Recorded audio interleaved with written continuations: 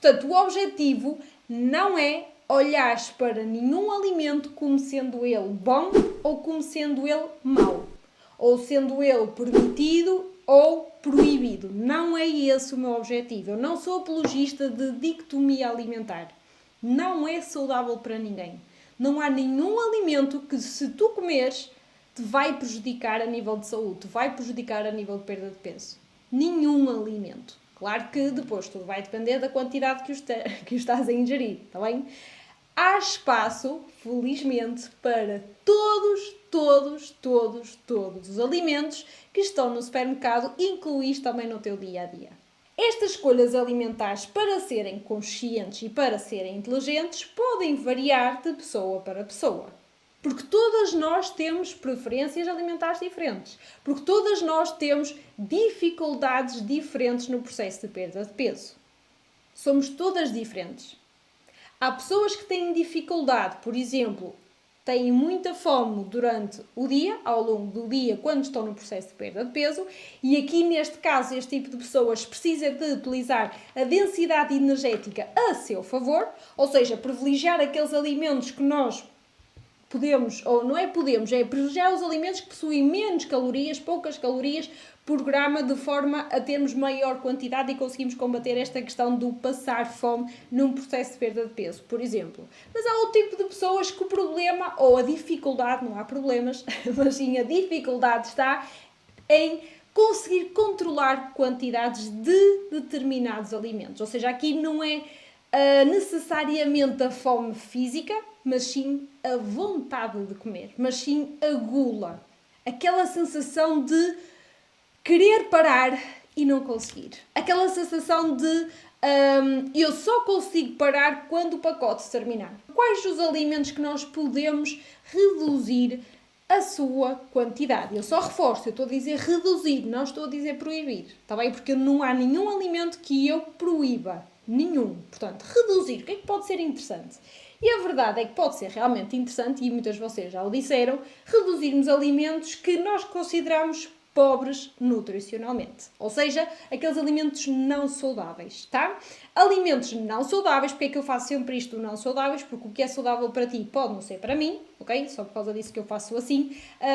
O mais correto é dizermos pobres nutricionalmente. Ou seja, são aqueles alimentos que possuem muita quantidade de açúcar, ou seja, açúcar aqui refinado, e muita quantidade de gordura, nomeadamente a saturada, como já algumas pessoas disseram, não é? A Jéssica e assim, já disseram aí muito bem, gordura saturada e também a trans, está bem? As piores gorduras que nós temos é a saturada e a trans.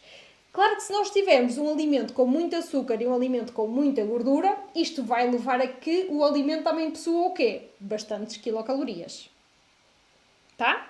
Mas, mais uma vez, não significa que estes alimentos pobres nutricionalmente eu tenho que os eliminar. Não, eu posso incluir, claro que sim. Mas eu posso e devo aumentar a exigência do seu consumo ao longo do meu processo de perda de peso. Ou seja, um princípio que nós utilizamos, e muitas de vocês já o sabem, que é o princípio 80-20, não é? Em que nós sim podemos e devemos ter pelo menos 80% de riqueza nutricional, alimentos com muitos nutrientes bons para a nossa saúde e no máximo até 20% de pobreza nutricional. Mas eu um dia, num processo de perda de peso, se eu quero perder 20 kg, já perdi 10, eu posso ir aumentando a exigência aos bocadinhos. Ok, então porquê é que eu agora, em vez de utilizar o princípio 80-20, eu não aumento a exigência e faço o princípio 90-10, não é? Ou seja, ter no máximo 10% ou 10% de pobreza nutricional e no mínimo 90% de riqueza nutricional. Ou então, olha, em vez de fazer 2 deslizes por semana, eu vou fazer apenas um deslize por semana. Eu já estou a melhorar consideravelmente estes alimentos que realmente têm menos riqueza. Agora, quais são esses alimentos? São aqueles que vocês já sabem, muito provavelmente, não é? São os alimentos processados, aqueles alimentos que toda a gente, ou a maior parte das pessoas, reconhece como pobres. Aliás, esta primeira estratégia, eu diria que isto não é novidade para ninguém, porque as pessoas automaticamente pensam em, ok, eu sei que tenho que reduzir fast food, como já houve algumas meninas que disseram, pizza, hambúrgueres, sushi, não é? Pratos mais elaborados, como por exemplo lasanha, bacalhau com natas, bacalhau à Brás, álcool, que algumas pessoas também já referiram, salgadinhos, no que diz respeito à charcutaria, não é? Aqueles chouricinhos, aqueles enchidos, o presunto, fritos, que muitas pessoas também já referiram, portanto, rissóis, croquetes, chamuças, bolinhos de bacalhau, panados, alheira, por aí adiante, batatinhas fritas, não é? E depois, claro, os doces. Por acaso, nas redes sociais, a maior parte das pessoas colocou doces como alimentos a evitar no processo de perda de peso. Desde pastelaria, desde bolachas, ou seja, tudo o que inclui, mesmo aquelas que incluem tipo tortitas de milho e de arroz, mas com cobertura de chocolate, não é? Para tentar suavizar ali, mas a verdade é que não deixa de ter chocolate e é um alimento pobre nutricionalmente. Belvitas, gomas, reduçados, o chocolate em si. Eu sei que sou a nutricionista do chocolate, mas atenção, nós temos que considerar e temos que perceber que um chocolate, independentemente do teor de cacau que ele possui, é sempre um alimento pobre nutricionalmente.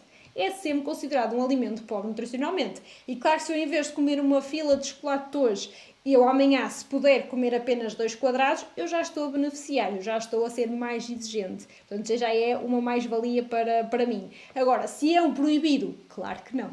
Diminuir os alimentos saudáveis, mas que não conseguimos controlar as quantidades. Isto é a segunda estratégia. Então, reparem.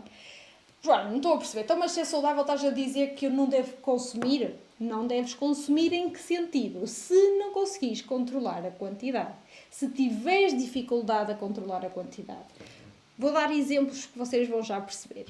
Por exemplo, frutos gordos. Quem é que consegue comer apenas 10 amendoins se tiver o pacote inteiro em cima da mesa? Quem é que consegue comer apenas 11 amêndoas se o pacote estiver em cima da mesa? Quem é que consegue comer apenas 6 castanhas de caju se o pacote estiver todo em cima da mesa? Reparem, tudo aquilo que eu disse há bocadinho, não é? Nós consideramos como ricos nutricionalmente, sejam eles frutos gordos, sejam eles cereais, sejam eles a fruta. Tudo isto é rico, é saudável, não é? É saudável, tem riqueza nutricional. Mas se é difícil eu controlar a sua ingestão, nós temos que ter isso em consideração. Cuidar do nosso ambiente é muito, muito, muito importante. É crucial. Quer o ambiente lá de casa na cozinha, quer o ambiente do escritório, quer o ambiente no local de trabalho, seja ele qual for o ambiente onde nós vivemos e passamos a maior parte do nosso tempo, tem que ser muito cuidadoso, tem que ser pensado de uma forma estratégica, não é? Porque nós precisamos de evitar todas as decisões alimentares diárias que nos são difíceis. Reparem,